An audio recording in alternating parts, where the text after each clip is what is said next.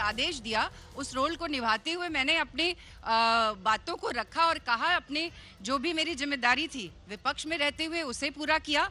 लेकिन विपक्ष में रहते हुए ये महसूस किया मैंने कि सिर्फ विरोध के लिए विरोध करना, हाँ। जो आज एक विपक्ष की एक आम मैं कहूंगी कि एक धारणा हो गई है उनकी कि सिर्फ विरोध के लिए विरोध करना, कि प्रधानमंत्री जी और भारतीय जनता पार्टी ने जो किया है बस उसका विरोध।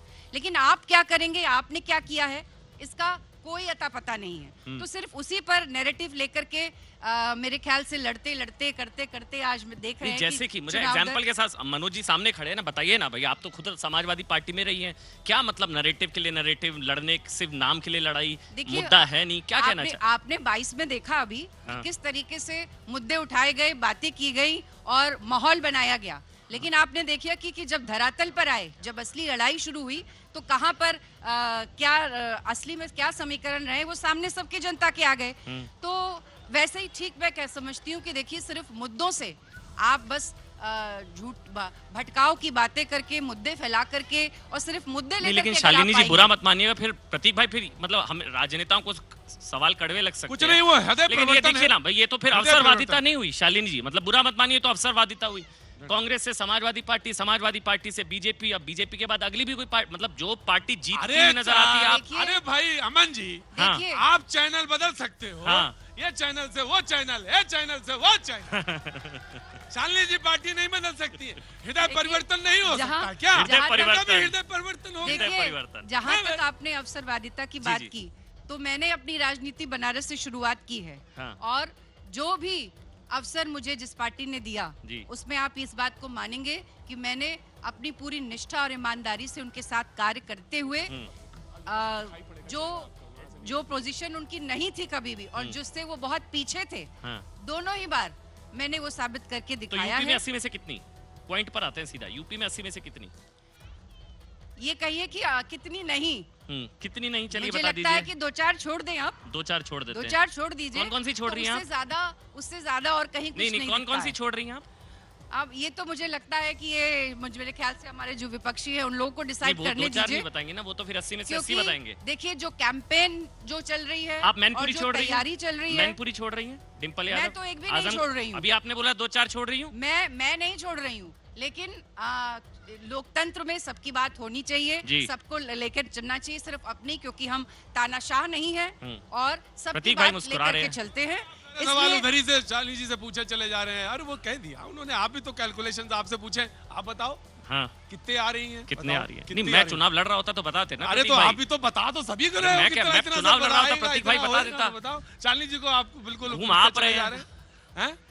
अब देखिए उनसे नहीं पूछ रहे हैं आप, वो जो खड़े हैं उधर बगल में। उधर तो बता दिया प्रधानमंत्री ने, शहजादी की जितनी उम्र है उतनी सीटें आएंगी। ना अभी बोलेंगे, बताइए आप।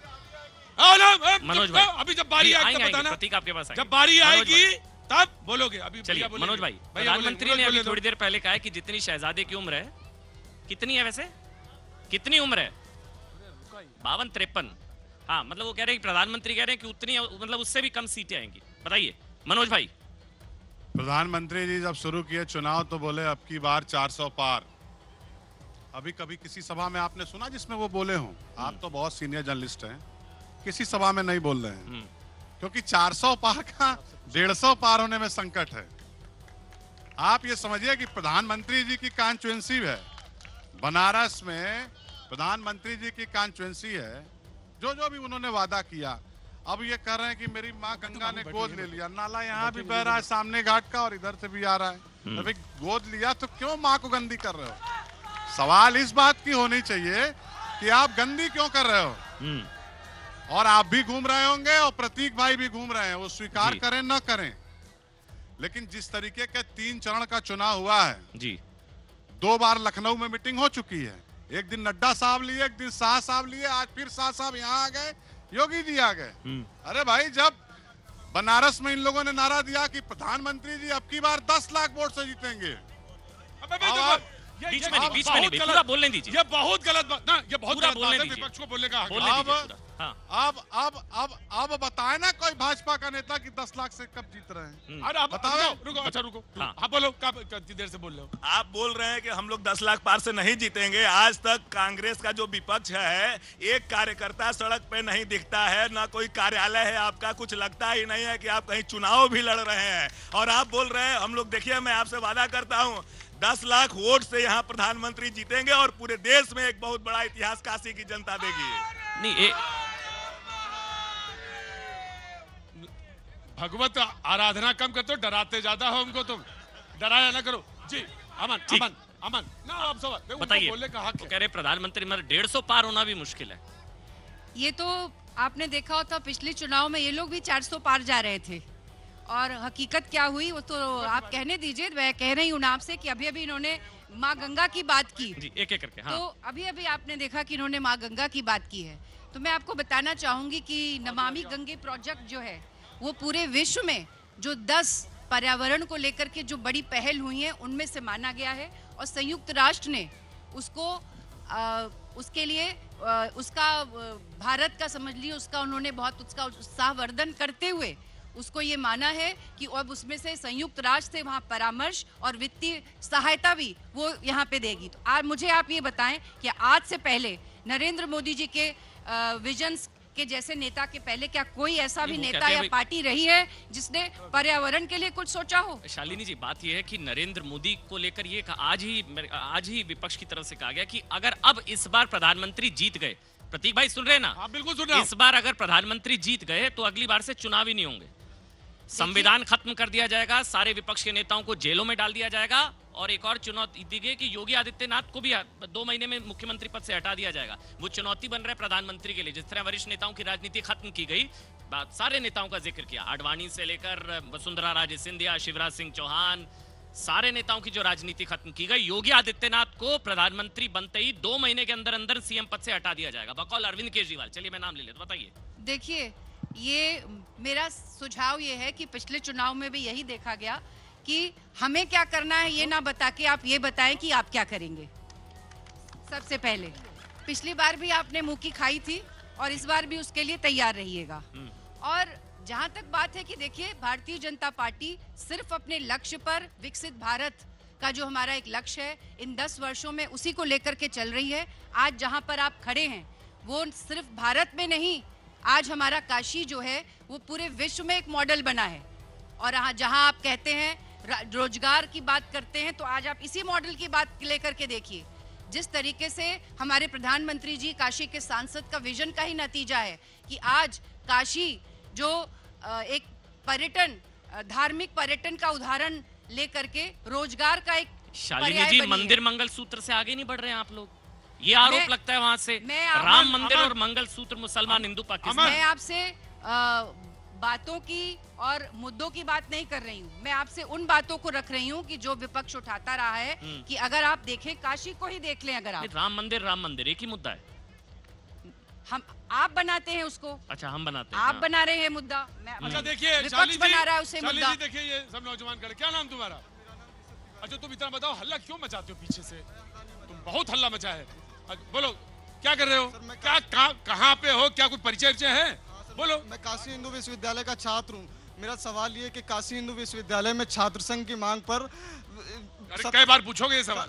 सत्ताधारियों का विचार क्या है? जब बीजेपी के लोग विपक्ष में थे तो काशी हिंदू विश्वविद्यालय में छात्र संघ की मांग किया करते थे। आज वो लोग जब से सत्ता में आए तब से छात्र संघ बहाली हो, मतलब यही तो सवाल है। और जो बेरोजगारी है जो इतना बढ़ रही युवाओं में, पहली बात की जो भारत सबसे जो एक मिनट एक करके बोलोगे, जो सबसे बड़ी चीज थी हमारी रीढ़ की हड्डी जिसको कहा जाता था, रोजगार में युवा, जिसको सेना भर्ती हम लोग कहते हैं, जो आज हम अग्निवीर के नाम से जानते हैं, ये 5 साल हो गई है। जो वो जब रिटायर होकर आएंगे, उनका पिता नौकरी कर रहा होगा, बेटा रिटायर होकर चला आएगा। सोचिए कितने दुख की बात है। आप इस पे बताइए, बेरोजगारी पे। अब ठीक बैठो तुम भी।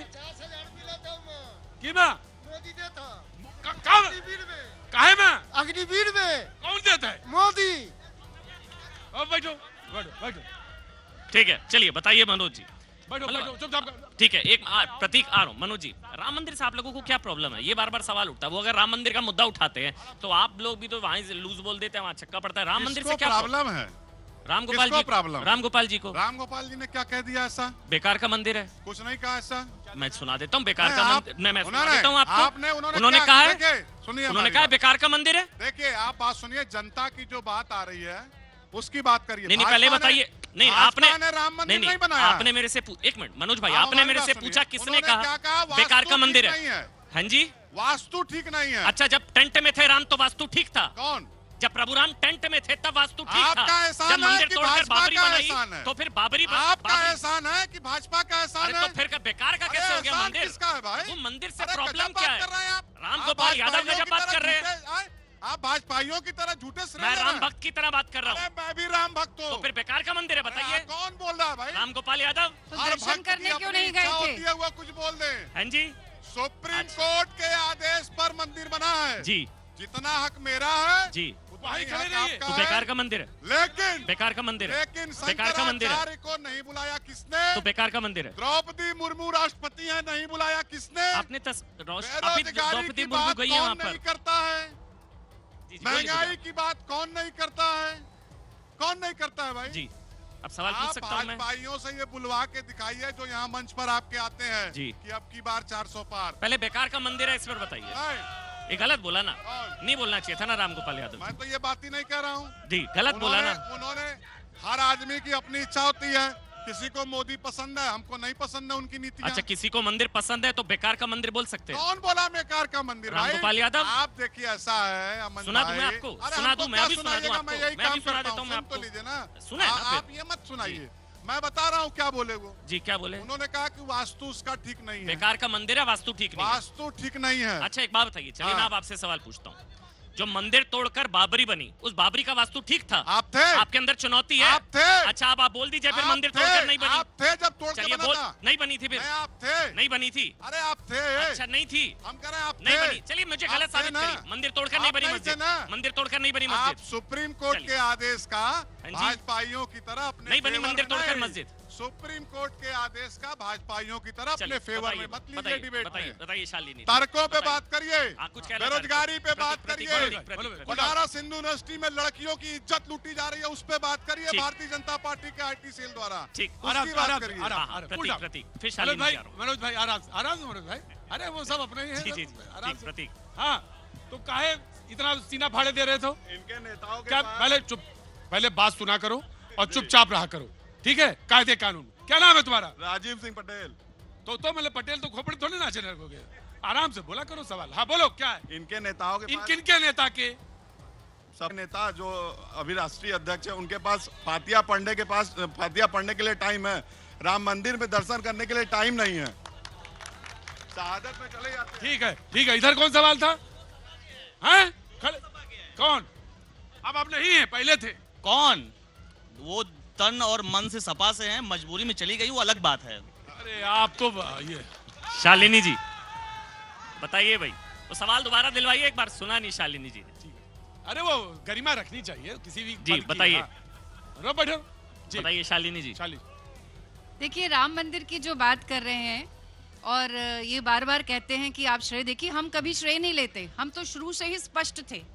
राम हमारे आराध्य के विषय हैं और सिर्फ हम वो किसी जाति धर्म के नहीं हैं। आज राम मंदिर का निर्माण हुआ है तो हर व्यक्ति, भारत का हर नागरिक उसके लिए प्रसन्न है, सिर्फ इन विपक्षियों को छोड़कर। आपको किसने कहा खुश नहीं है? क्योंकि राजनीति ये करने आए हैं। ये कभी सुप्रीम कोर्ट का नाम लेते हैं, कभी शंकराचार्य का नाम लेते हैं, लेकिन खुद दर्शन करने नहीं जाते। अगर नाम को छत मिल गई है और उनका भव्य मंदिर बन गया है, अपने को राम भक्त कहते हैं, तो आपको दर्शन करने में जाने में कौन सी दिक्कत थी? जो आपको ये किसने कहा कि वो खुश नहीं है? आप इस निष्कर्ष पर कैसे पहुंची कि ये मंदिर बनने से खुश नहीं है? तभी तो सिर्फ वो सवाल कर रहे हैं। अगर खुश होते तो बिना किसी प्रश्न किए, बिना किसी पहले दर्शन करने जाते। अगर ये सचमुच में इनके हृदय में राम होते तो ये बिना कुछ कहे पहले जाते। बाकी राजनीति बाद में होती रहती, वो तो होती रहती है, लेकिन चूंकि इनके लिए हर चीज सिर्फ राजनीति का विषय है तो इनको सिर्फ राजनीति करनी है और सिर्फ मुद्दों के लिए मुद्दे उठाने हैं। ठीक, दर्शन करने नहीं जा रहे हैं अखिलेश जी, कह रहे थे बाद में परिवार के साथ जाऊंगा। महाराज हम लोग कंकड़ कंकड़ में यहाँ शंकर हम लोग दर्शन कर ही रहे हैं। अच्छा। कोई जरूरी होगा क्या कि लाइन लगा के हम दर्शन करें? अच्छा, वहाँ लाइन लगी इसलिए नहीं जा रहे हैं? नहीं, हम भाजपाइयों की तरह ये लाइन लगा के दर्शन नहीं करेंगे। इनको वीआईपी ट्रीटमेंट चाहिए भगवान के दर्शन के लिए और कहते हैं कि हम राम भक्त हैं और शंकर से ही सारे देवता हैं। क्या बात करेंगे? अच्छा, नहीं व्हाट्सएप यूनिवर्सिटी के लोगों से क्या बात करेगा? उनको पता ही नहीं कहा क्या है। जी, अच्छा इसलिए नहीं जा रहे हैं, वहाँ लाइन है। जी आराम से मनोज भाई, इसलिए नहीं जा रहे हैं, वहाँ लाइन लंबी होती है इसलिए। हम इसलिए नहीं जा रहे हैं कि वहाँ भाजपा। आप भी नहीं गए? नहीं, आप भी नहीं गए वैसे? देखिए, आप गए वैसे? आप बात सुनिए ना, धर्म जो है जी, वो आस्था का विषय मेरा व्यक्तिगत है जी, हमको दिखाने के लिए नहीं है जी। पता नहीं धोती कुर्ता पहन के कुर्ता पजामा प्रभु दिखाने के लिए जब टोपी पहनी जाती है तब नहीं होता पर्सनल। जहाज में बाथरूम किए कि नहीं किए, जब टोपी पहनी जाती है तब पर्सनल नहीं होती आस्था। पर्सनल? जब टोपी लगाई जाती है तब पर्सनल नहीं होता। सारी तस्वीरें हैं प्रभु, क्या बात कर रहे हैं? मंदिर जाइए ना, मंदिर जाने से क्या प्रॉब्लम है? नहीं, नाग पंचमी में हम सांप भी लटकाते हैं अपने गर्दन में, तो फिर तो जाइए ना, फिर मंदिर जाने से क्या समस्या है? और हम लोग मसान की होली भी खेलते हैं। कैसी बात कर रहे हैं? तो मंदिर जाने से क्या समस्या है मनोज भाई? समस्या है तो जाइए ना। आप कहिए कि व्हाट्सएप यूनिवर्सिटी का जो सिलेबस है उससे हट के बात करें।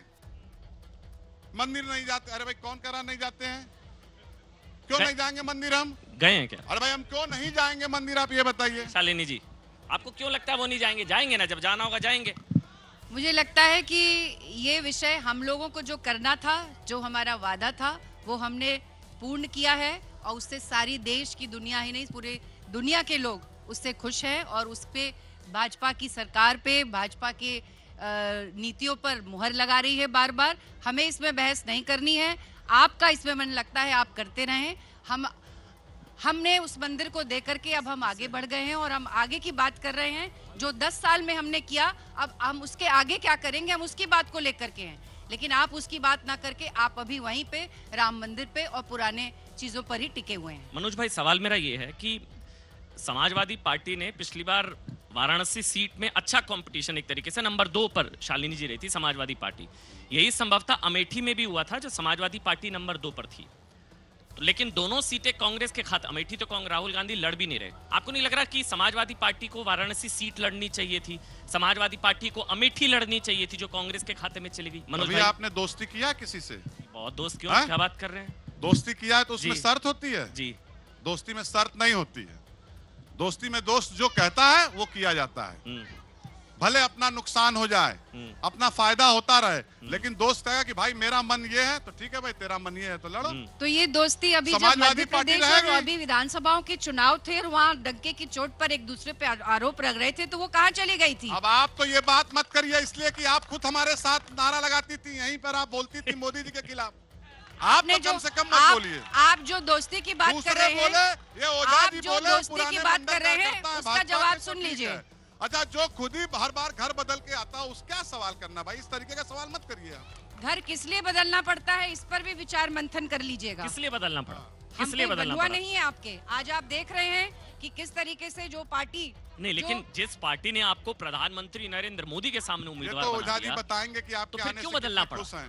अगर प्रधानमंत्री के सामने मुझे उम्मीदवार बनाया था तो ये आप सब यहाँ बैठे हुए गवाह हैं कि समाजवादी पार्टी जो बसपा से भी पीछे यहाँ 5वें स्थान पर रहती थी लोकसभा में, वो पहली बार बहुमत के साथ दूसरे नंबर पर आई थी यहाँ पर। और नहीं, पार्टी से क्या शिकायत थी? पार्टी ने तो दिया आपको इतना, समाजवादी पार्टी ने। ठीक तो कह रहे हैं मनोज जी। जो आज जन जन हमारा, मेरे समाज के व्यक्ति जो महसूस कर रहे हैं कि आज आपने देखा है कि किस तरीके से जो हमारा समाज है उसे एक बंधुआ की तरह से इस्तेमाल किया जा रहा है। अभी आपने देखा है इस लोकसभा चुनाव में भी जो टिकट वितरण हुआ है वो समाज के व्यक्ति को नहीं मिलेगा, वो सिर्फ सैफई परिवार को मिलेगा। तो यही पीड़ा समाज की है। और आपने जो कहा कि आपको क्यों बदलना पड़ा है, टिकट तो नहीं मुझे मिल रही लगता है कि टिकट नहीं मिल रही थी। टिकट तो था ही नहीं उस समय, यही वजह था।